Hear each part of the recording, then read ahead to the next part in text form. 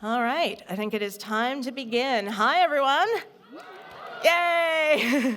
Welcome to another edition of, I hope everybody's favorite panel, Steamy or Silly, the great video game sex scene debate, where, where a bunch of us brought up some video game sex scenes that we either want to celebrate or rip into small pieces. So for those of you that don't already know, this panel is 17, actually it's 18 plus, this is news. So that means that if you are not 18, then you need to either invest in a time machine, grit your teeth and age as fast as you can so that you're 18, or you need to leave the theater in an orderly fashion. And obviously, because of the nature of this panel, the next hour will contain explicit discussions and depictions of sex and sexuality, including uncensored footage of boobies, ass, and dong. And I realized on the walk over that I should have had like cock and had a rooster to like keep the metaphor going, but I'm not intelligent as this panel shows. Yeah. Okay, so for those of you who don't know, so my name is Michelle Clough. I am a game writer, editor, and narrative designer with the narrative co-op Talespinners, and I do a lot of talks about romance and sex in games, about like kindness coins, about how to depict sex in games. I've also written a book about how to write and design sex scenes in games, and this very panel was part of the inspiration because I really like to look at how scenes do it and how they get put together. And so I decided to make a whole book about it. But I also have a fantastic panel that I'd love to introduce. So if Tanya, you'd like to take it away and introduce yourself? Hey y'all, my name's Tanya DePass, better known online as Cypher of Tier. Longtime content creator, coming up on a decade of streaming on Twitch in November. Thank you. I play a lot of games. I also do TTRPG stuff, was on 2 official WotC shows where I was Waterdeep, Black Dice Society, made my own game with a gaggle of amazing and talented POC creators into the Motherlands. I swear you're getting the game. It's not vaporware. And I also love Dragon Age. I'm a BioWare girly through and through, and then Baldur's Gate happened. And October 31st, I'm going to disappear. No one's going to see me. But yeah, I've played games and always like to joke about some of the romance scenes in games because Jesus Christ. So I can't wait for you to see my scene that I picked. Awesome. All right. Next, Akabaka. Hi, everybody. I'm Joseph Hunter, also known as Akabaka. I'm the lead developer for a game series called Sucker for Love, an Eldritch horror dating. Thank you. Yeah. And so I am actually not the monster fucker of the panel, I'm afraid to say. And so, yeah, we've got some nice sex scenes to show to you guys for this panel, and I'm excited to show them to you. Awesome. All right. Next, Jennasis. Yeah, I'm Jennasis, the girl who has a special fondness for tits, tats, turians, and tangents. I am a co-host of the Two Girls, One Ship podcast, where we analyze, rate, and review all that the world of video game romances has to offer. Awesome. And I'm Virvada, the other half of that podcast. We've been analyzing video game romance since November 7th, 2021, and I usually focus on the more emotional aspects of the relationships, and my co-host is the physical, so she's at home today. My scene is definitely out of left field. I'm sorry in advance. Hope you have fun.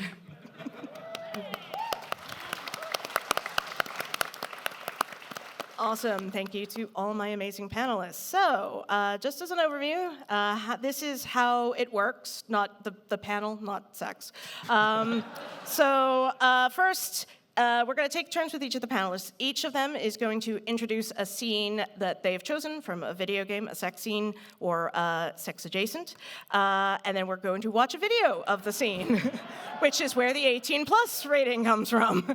Afterwards, the panelists will discuss the scene in depth. So it's not just going to be, you know, I liked it or it sucked. It's going to be like, what worked? What didn't work? What are the sort of aspects of the scene that stand out?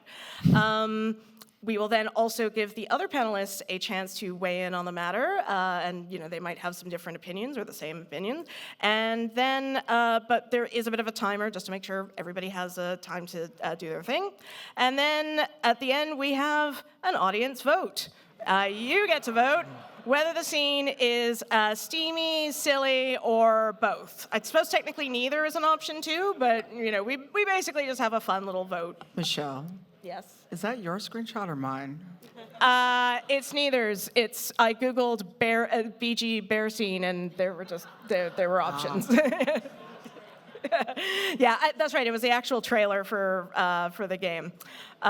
So with that, off to a swinging start. We will start off with the Akabaka scene. Oh, yeah. Hold on. Has people in this room played Catherine? You guys are my best fucking friends. Yeah, so I love Catherine. It's my favorite game of all time. For the folks who don't know, it is a Atlas game that they made, I believe, as an engine test for Persona 5. So they were learning how to do this sort of 3D sort of style, if you remember the Persona 5 overworld sprites. And in some vague state, they suddenly decided to make the story about 30-year-olds instead of high schoolers, and accidentally just cooked like the single greatest sex scenes of all anime that I've ever seen. And so with that, I'm going to show you the most kinkiest, depraved, most disgusting sex scene you've ever seen. Michelle. Hang on, there we go. I wonder what design I should go with. I mean, I really don't wear white all that often. You think it'll look good on me? You look good in anything, you know that. Right. Oh, have you decided who you're gonna invite to the wedding? I've already picked out everyone that I want. Oh, you did? I told you to think about it. Sorry, I'll do that right now. Now, what's left? Hey, baby. Let me see. Think you could, get off. Ooh, and You're up. this one. Crushing me. Oh, that's so pretty. I can't pick. I need to think. Oh, Well, that wasn't me. hey, you want to go grab a bite? I could go for a bite, but think about who you're inviting, okay? I know. You want to go to the usual place then? Let's hurry then before they run out of lamb kebab. Up and at 'em, huh? Okay, I got it. So just move and I can. Huh? What? You're the one who's being Mr. Lazybone. I lied.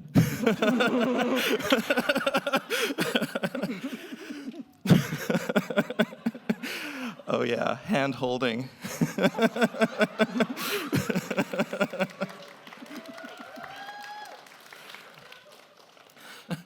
So what is absolutely nuts is I think this is the only Atlas like sex scene where nobody is a high schooler. And like, I love Atlas. It's just, you know, you have like Persona 5 where the first bad guy is like a teacher that abuses his students, and then who's the most popular social link but you dating your teacher when you're a high schooler. And so what I really like about this is that it's like, you know, it's 30-somethings. No one's in high school. They're both really comfortable with each other to just gab about stuff. And you know, life is not always like Baldur's Gate. We don't have magic. Not every sex is just going to be this mind-blowing, like earth-shattering, like bed-breaking sex. Sometimes, you know, like 30-year-old something morning sex is like boring and mundane. And my wife is sitting in the front row like...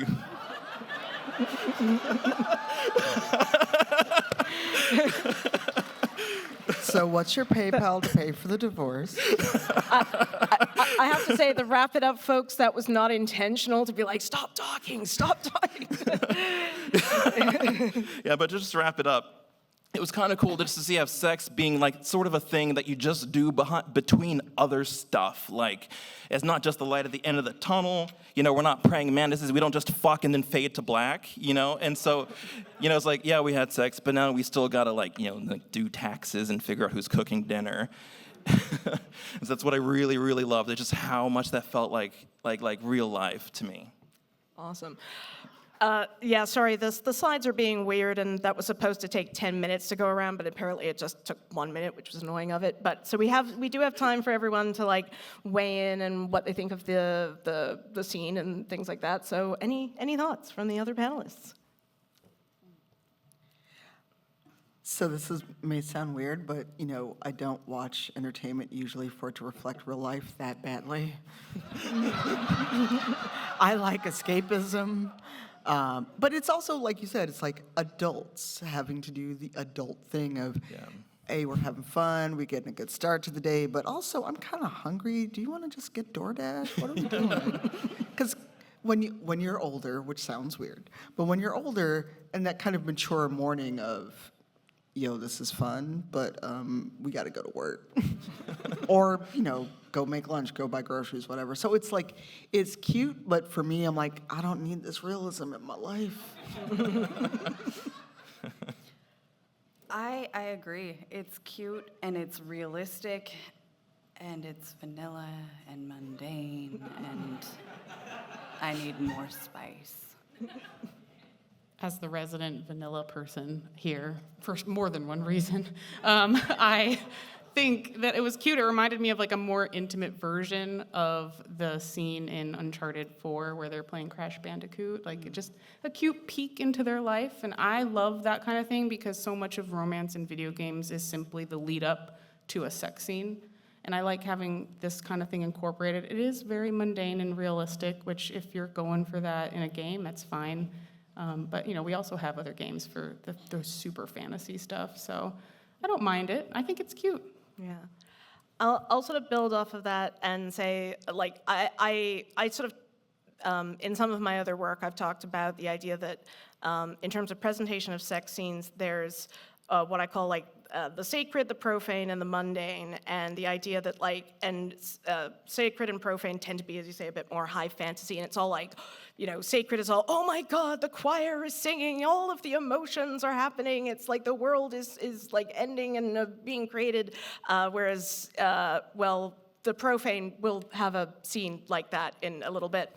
Whereas the mundane is just kind of like, hey, regular as people have sex and you know, it can be wonderful or it can be boring or it can be like all these different things.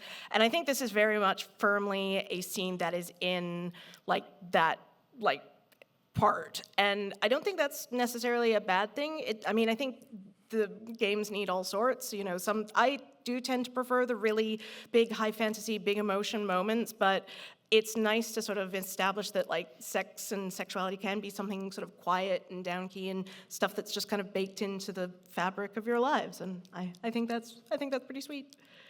So this is where we turn the proverbial mic to the audience and ask, okay, so firstly, do you think that this scene from Catherine is steamy? Cheer if you think it's steamy. Yeah. All right, how about who thinks it's silly? All right, instead of both, I'll actually substitute that and say, who thinks it's sweet? All right. So we got something that's maybe not so steamy, but a little silly, but it's got some sweetness to it. So if that's your bag, that's awesome. All right. So next, we move on to the next one, and unfortunately for the timer, I think I'm just gonna have to use my phone for the next one. So, Jennasis, take us away. Oh, we go from sweet to steamy for sure. This is going to be a very, very unique scene from Cyberpunk 2077. This is Pan Am's tank scene.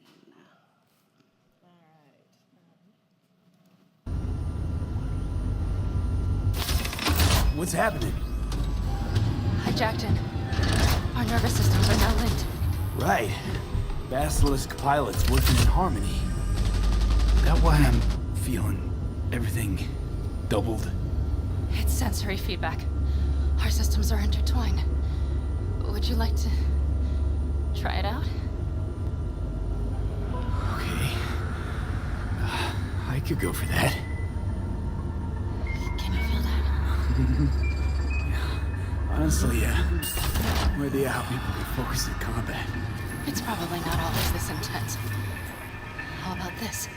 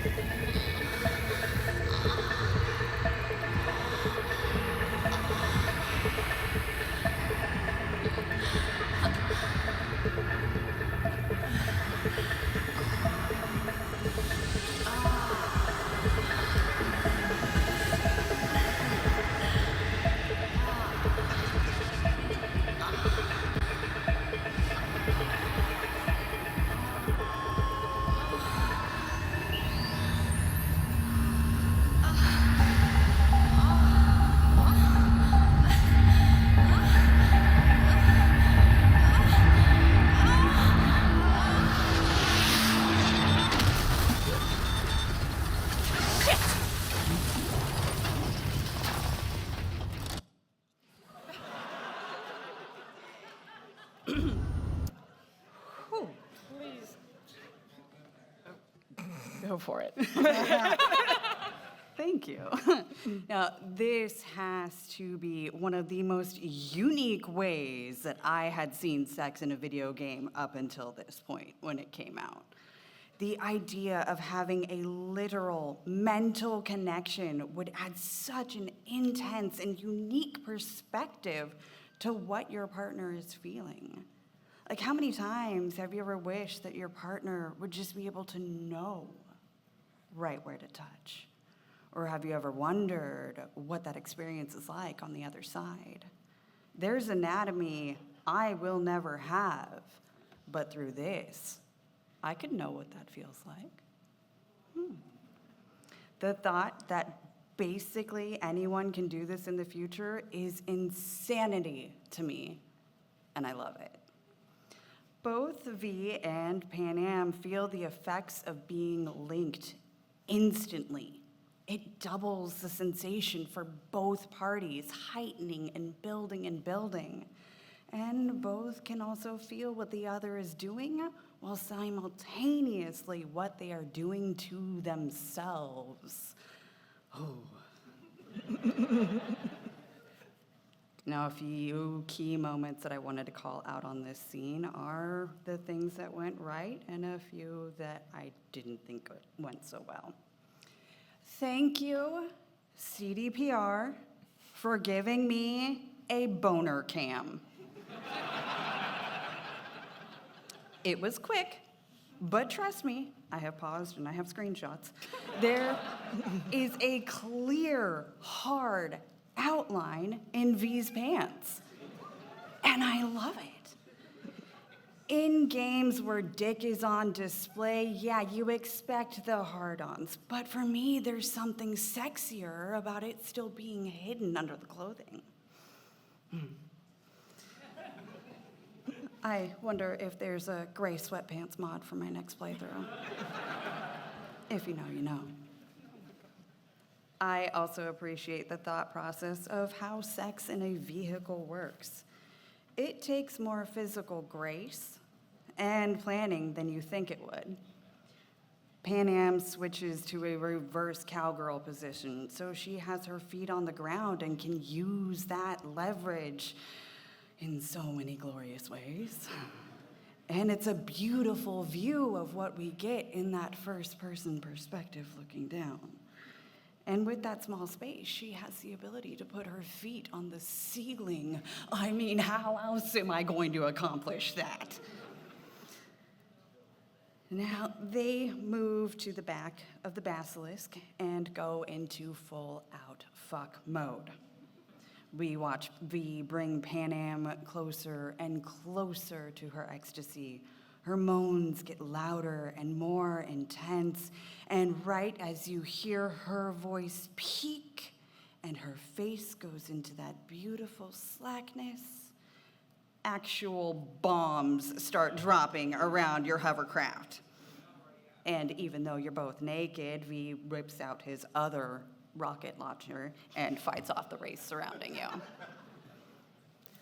Okay, so overall, for me, I gave this scene an 8 out of 10. I loved the mental link. The honestly underappreciated mutual masturbatory beginnings to this. Please give me more mutual masturbation. All for it. The buildup of the grind, the edging on pornographic moans, and of course the rare in-game moments where we actually get to see RV's face, all are amazing. But then there is a full 13 seconds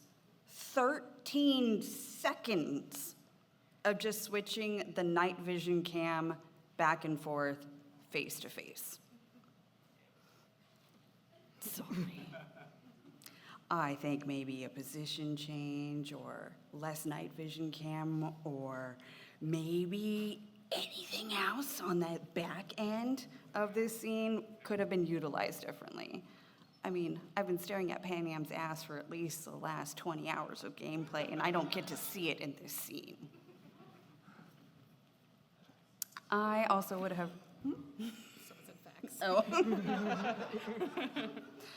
I also would have rated this scene a little bit higher if it fit Panam more as a person. On our podcast, I focus on the physical aspects of romance, questioning, did it seem like the physical matched the emotional bond? Was that emotional bond necessary for the physical to happen? Because sometimes it's not. Have you met Kira Metz or Shair the Consort or all those Dragon Age brothels that I swear I only went to for research purposes? Did the scene give me the impression that this is the type of sex that these people would be having?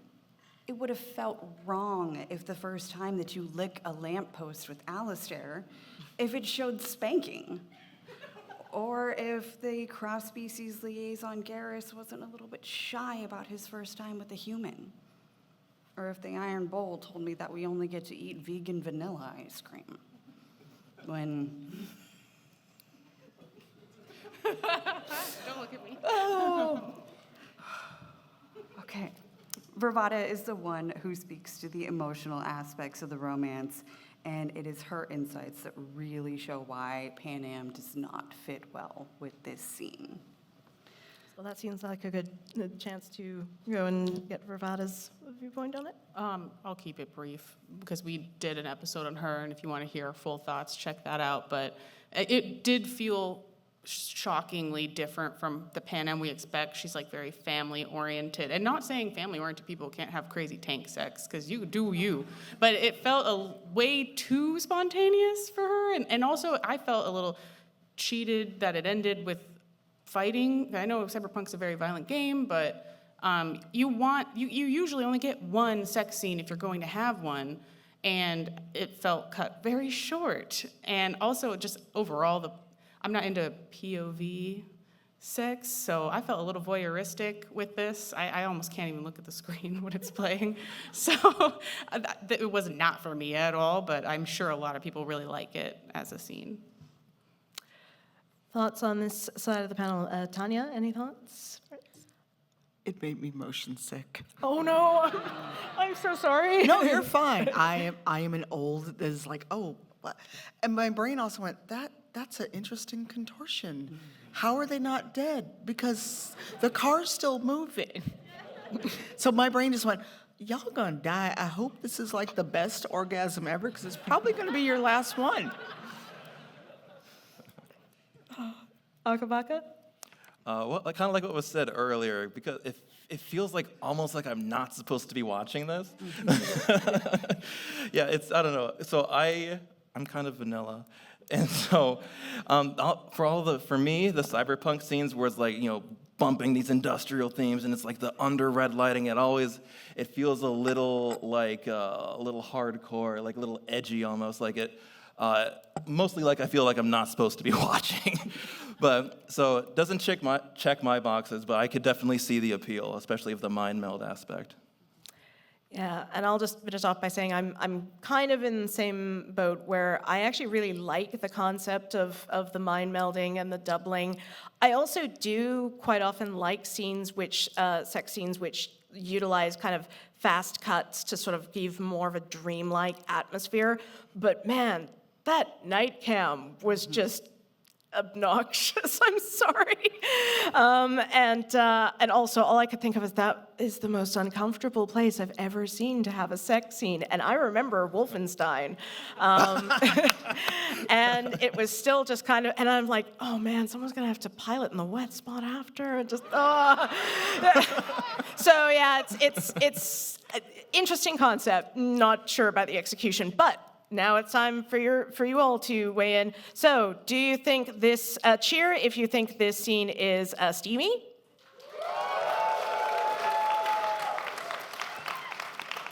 Cheer if you think it's silly. And cheer if you think it's both. All right, the people have spoken. All right, so now, oh my God, I'm so excited for this next one. It's gonna be the longest video we've ever done, and I'm gonna love every single moment of it. Tanya, please take it away. So, who here in Act 3 has visited the House of Hope? So, a very quick scene setting. This is my first tab, A Dark Urge, and I knew what I was getting into with The Dark Urge. I decided that we're gonna be the biggest hoe in Faerun. I did not know that you could sleep with anyone in the House of Hope until Harlep was like, yo, I got that information. I just need a little bit of your soul. And I was like, bet. And it's just been a very interesting time because the full length video is actually like out there on Twitch and YouTube. But when Michelle was like, do you want me to be on this panel? I was like, yes. And then I was like, oh my God, I have like 20 clips. Which one do I pick? So I went to the classics. And my first tab, who is a Celadon Drow, Oath of Vengeance, Broken Oath Paladin, that is the worst person ever at this point. Because I think also I had ascended Astarion as well. Oh, my first playthrough was dark as dark could be. So Michelle, please play the clip. Awesome. I like how it's classified. Oh, and I will note one last time, I had it up on there, but this does involve some minor dubious consent theme, so just as a warning, but it's still a really interesting scene. Let's kick it off. Oops. And it's a Twitch clip, so I'm sorry for little my voice. mouse is running through the house. A thief in the night, greedy and here to take. Why are you here, little thief? Raphael? Ha! No. You will have a far crueler master than Raphael soon. But what inspired you to pay him a visit? Oh, I love a cheater. Why don't we play a game? You win, I give you everything you desire. But you'll enjoy yourself more if you lose. It's a surprise.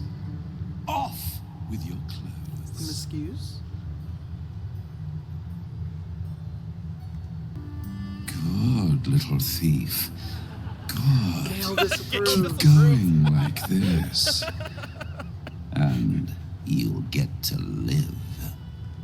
You'll be crying out my name soon. You'd better know it. I am Harlep, Raphael's personal incubus, glamored and transfigured to look like him.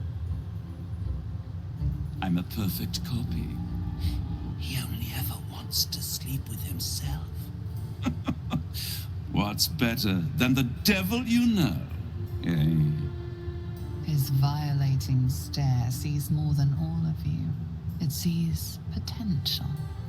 Before we continue, I want to make sure you're comfortable. Sometimes, when he's feeling adventurous, Raphael will ask me to change into the Archduchess, Raphael. I can take her form if you choose. A simple swap pales in comparison to what you are about to do for me.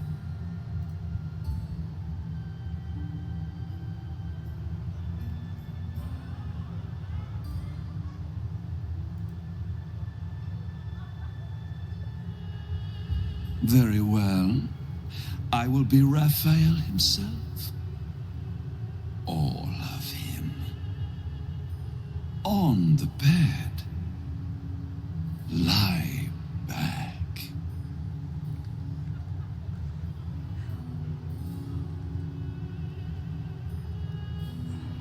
I already told you, it's a surprise. Don't you like surprises? No.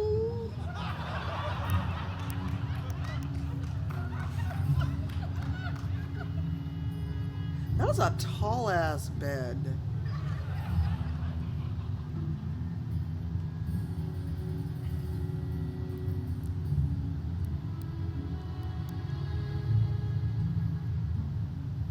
Any thought of resistance or control is fading.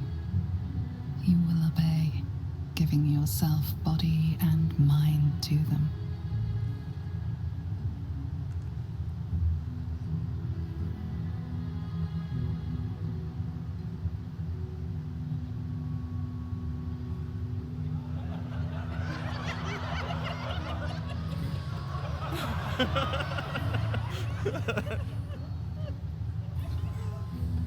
Every kiss is as tender as a last goodbye.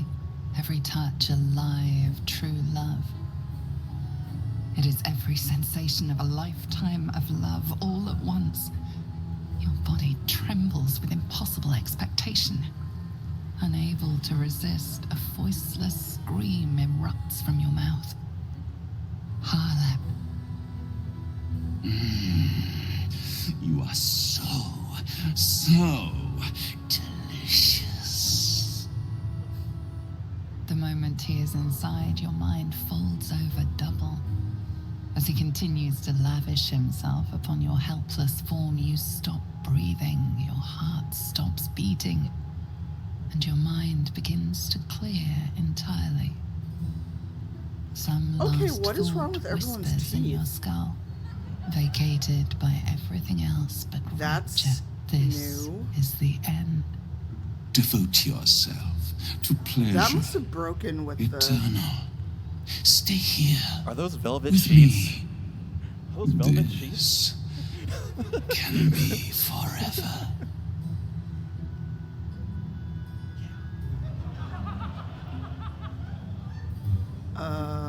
What's wrong with everyone's teeth?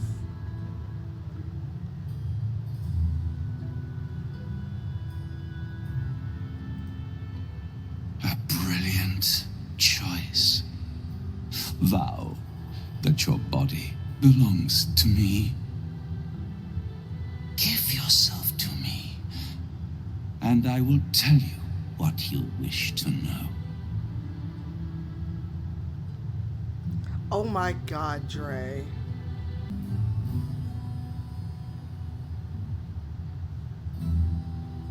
As with Raphael's, I shall add your body to my glamour.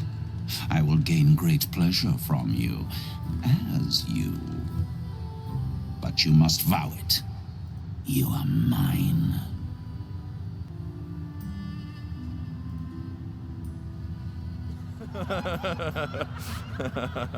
Oh, now Astarion disapproves. As he kisses you deeply, it feels as familiar as breathing. The last cascade of pleasure washes over you, greater than the feelings before, but it draws you back into reality.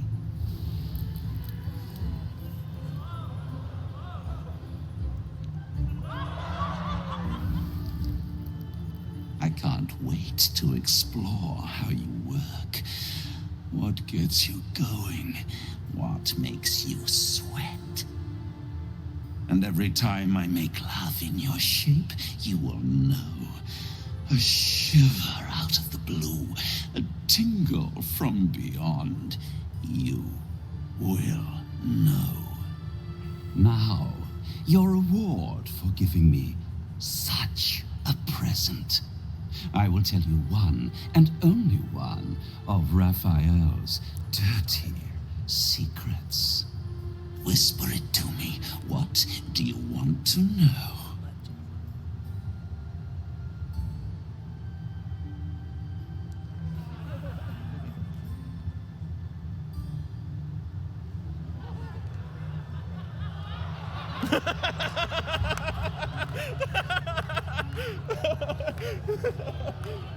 I'm a terrible person.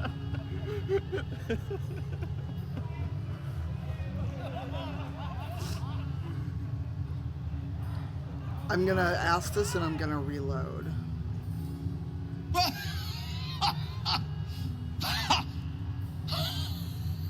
No. All right.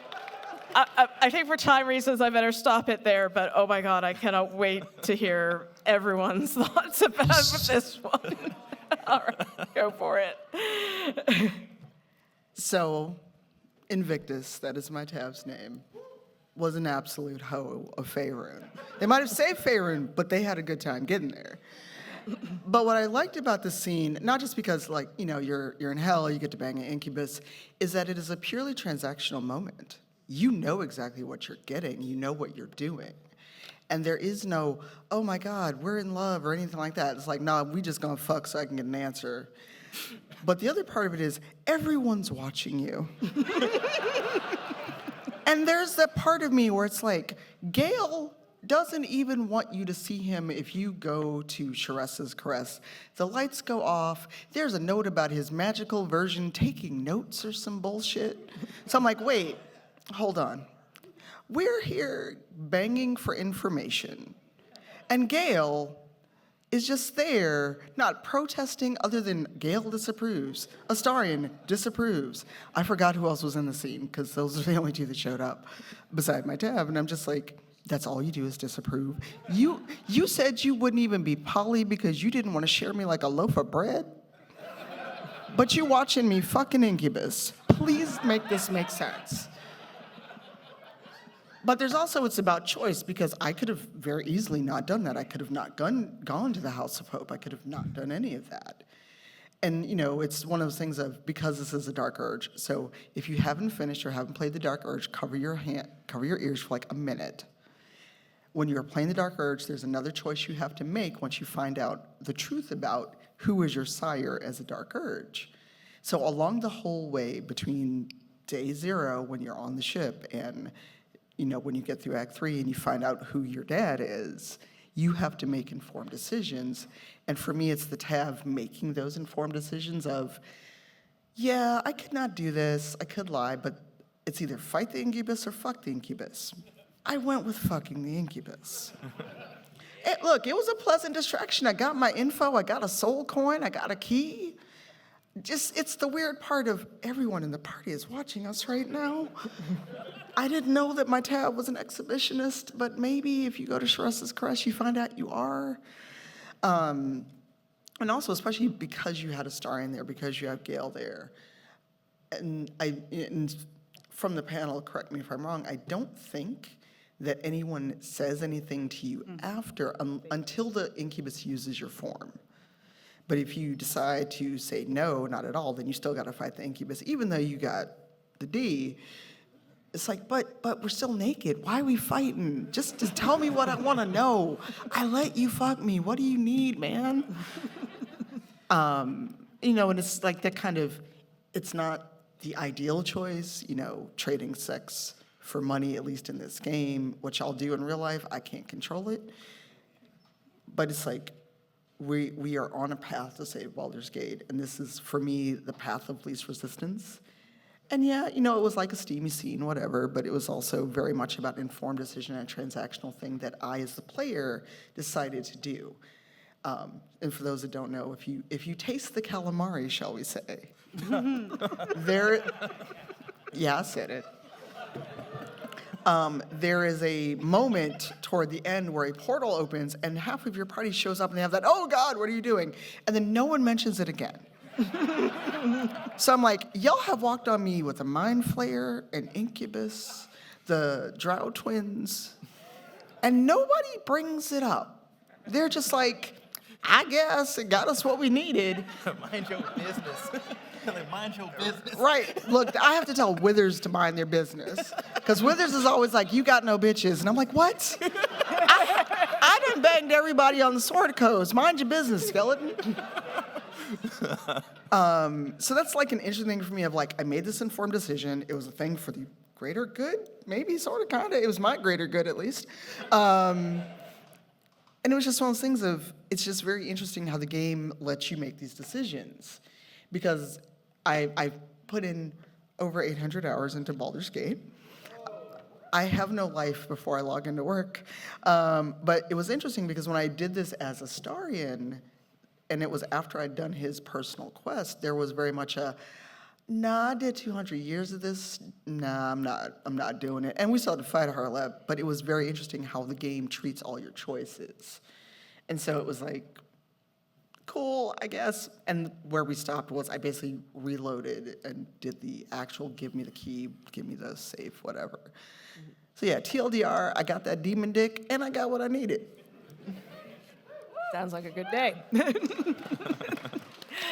All right. Oh, I've got so many thoughts, but first, panelists, I'll pick one at random. V, would you like to start us off? Sure, yeah. I had the same problem.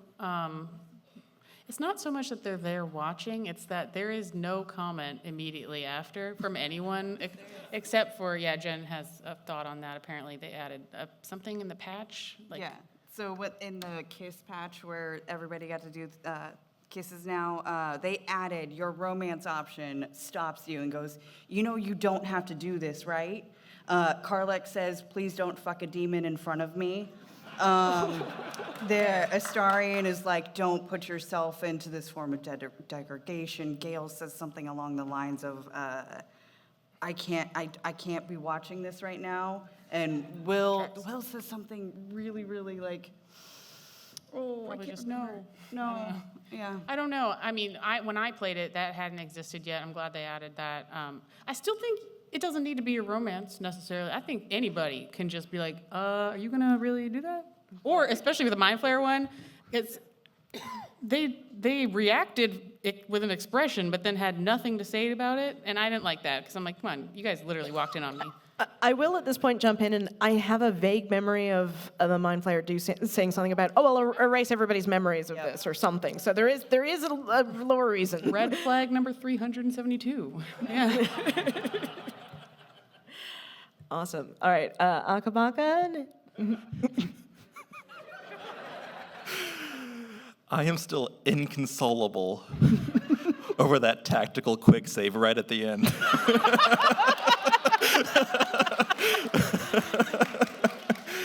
F5, fucking. And so I actually never have seen that scene in the game. I've never gotten it myself. And something that struck me as a game developer was even though this is a dubious consent scene, they gave you like 8 outs. And that is so cool, I think. Like, there was like, and I'm gonna do everything I want to you. Unless you don't wanna, man. And so, in the game where, it kind of famously had accidental wizard sex at one point, it's kind of really cool that at the beginning and all the way through, they gave you so many outs, or just to start swinging. I just thought that was really, really cool of them. Awesome. Jennasis, thoughts? No, I mean, other than talking about that they did add a line about the people who are watching will try to stop you, but after it's done, they don't have anything to say about it until the next interaction with Harley. I liked the wings. Yes. And I also, I wish there was an option where you didn't have to kill him or fuck him. That you could just be like, no thanks, and be like, bye. That's it, you know? But I guess you're invading the House of Hope, so that makes sense. You break into Yeah, the I know. man's I even home. snuck in through the cliffside entrance, and You he went still... in through the demon's the back door, yeah. Yep. And then I killed him. I had a thought, and I just killed it right out of my head. Oh, no. I was going to make a joke, and it just went, nope. I'm not following up on that one. Oh, sorry. Oh, no, I was muting. Oh, okay. So this is where I admit my reasoning for adding this to the slide deck and talk about it. I actually think it's one of the hottest sex scenes in a game I've seen in a long time. And I tend to like a lot of romantic scenes, but man, there was something about this scene where just like everybody was firing on all cylinders, and so was I. I will say, so the picture I picked here though was actually the one. There were three disappointing things about it. One was, as you say, the audience lack of response was kind of demoralizing. I'm like, man, if I'm going to have an audience, I want like, you know, Waldorf Statler style commentary in the background. And like, you know, come on, they gotta like at least have them comment on my form. Second issue was that, and this is more just a minor technical thing, and I know that doing sex in cutscenes is really difficult, but there are a couple moments where I'm like, is he fucking my belly button? Which made me remember The Room, which was not a good idea. But the other was actually this scene that I've got in this picture, because, again, most of the rest I was like, man, this is awakening things in me. And then it got to the point where it says, like, you know, swear yourself to me, give yourself to me. And the first time I did it, I was like, I'm going to pick my heart and soul or yours. There was an immediate, instant game over almost. And it was not a particularly hot one. Like, it wasn't like desperately traumatic, but it was basically, ha ha ha, you've sworn me your soul, now you're gonna die. And then like, oh no, and as you like finish off, you die. And I'm like, oh, come on. Where's the desperate, torrid feeling of, oh, I'm going to be in hell having sex forever, and then fade to like the game over scene. It's just like, yeah, no, that would be way better. And they didn't do that. And I'm like, oh, God damn it, Larian, did you like fool me? Oh, that's not fair. So yeah, I actually really like this scene, but I like it particularly because, as said, it has elements of dubious consent, but still allows the player full control over the scene. So like, if that's not something you're into, you don't have to do it. You could just be like, no, I'm going to kill you very dead right now, which.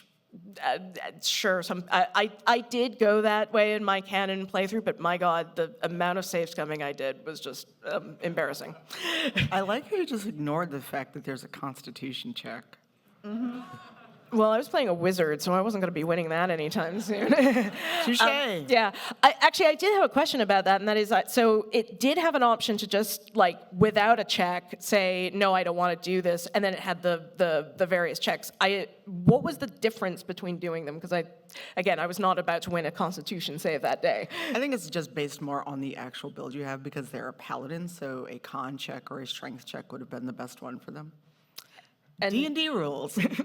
More like, what actually are the mechanical differences? Is it just like, is it that you end up naked and confused if you don't? You're also naked, have no armor, no weapon, other than your bare hands and, in this case, your dick. So I don't know what the DC on a cock would be. Strength check would be hard because the incubus is already sitting on you, so they are therefore prone. You are therefore prone, and probably at disadvantage. Yes, I play a lot of D&D, and charm or charisma, they already got you in bed naked. You failed that check. I feel like there's actually been GMs having to work all this stuff out live. But speaking of live, I want to be sure we have time for our last one. So now I guess we get to find out from the audience. Do you think this scene is steamy? Cheer. Woo! Do you think it's silly? And do you think it's both? Awesome. I love how the vote doesn't actually it's not like I'm counting, but it's just well, we voted. Excellent. All right. And from a very, very explicit scene to a not so explicit scene, in fact, not an explicit scene at all. So, V, take it away. Just gonna end on a depressing note. So nice little bookend of chaste, graphic chaste. This is where Solus breaks up with you. And I have heard it argued on Tumblr that this is the sex scene for the romance. I don't necessarily view it as the sex scene, but it is the culmination scene, which is often a sex scene in the game. And we will watch it now and be sad. Well, maybe you will. Maybe you're not bothered.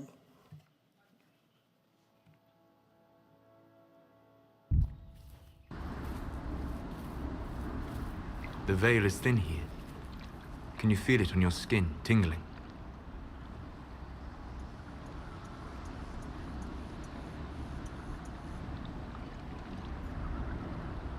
I was trying to determine some way to show you what you mean to me.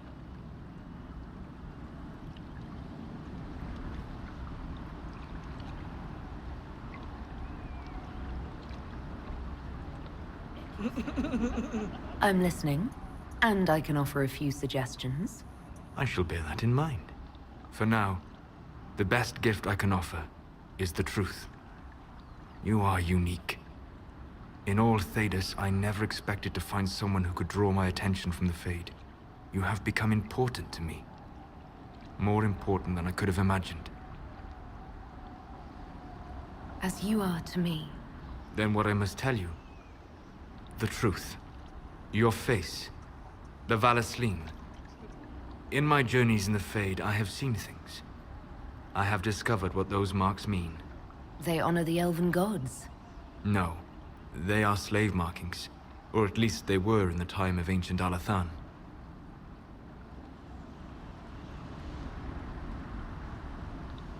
My clan's keeper said they honored the gods. These are their symbols. Yes, that's right. A noble would mark his slaves to honor the god he worshipped. After Alathan fell, the Dalish forgot. So this is... what? Just one more thing the Dalish got wrong? I'm sorry. We try to preserve our culture. And this is what we keep. Relics of a time when we were no better than Tevinter. Don't say that. For all they got wrong, the Dalish did one thing right. They made you. I didn't tell you this to hurt you. If you like, I know a spell. I can remove the Valasleen.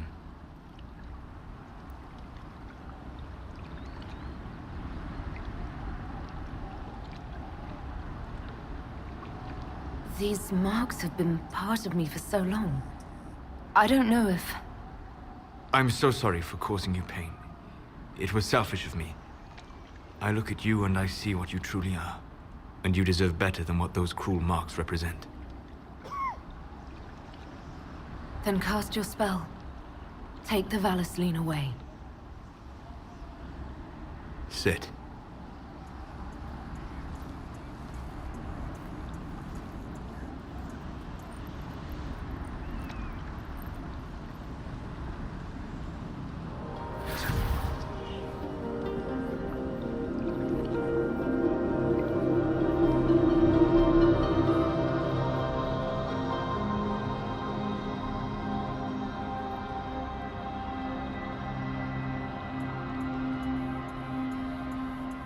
Alasa Malarevas.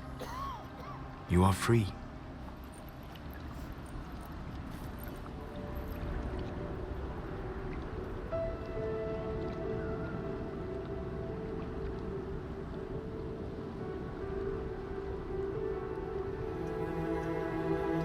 You are so beautiful.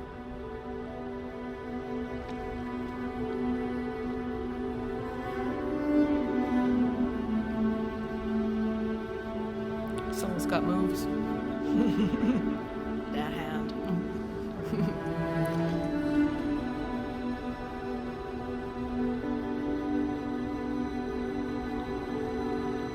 And I am sorry. I distracted you from your duty. It will never happen again.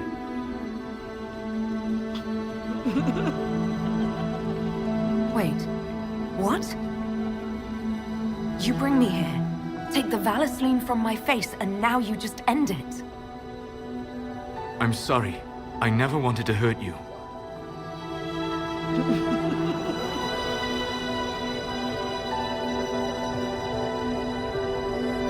Well, we don't always get what we want, do we? I will see you back at Skyhold.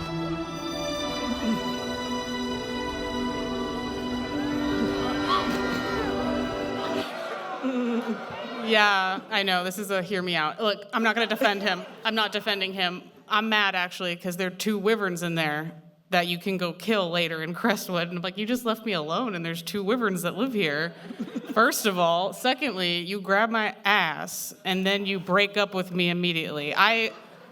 Listen, I'm not okay. I romanced him 10 years ago, and I'm mad, and I'm still waiting for closure. But this scene is as intimate as it gets with their romance, and also it is playing an intimate moment up until he breaks up with you. That's some fucked up shit.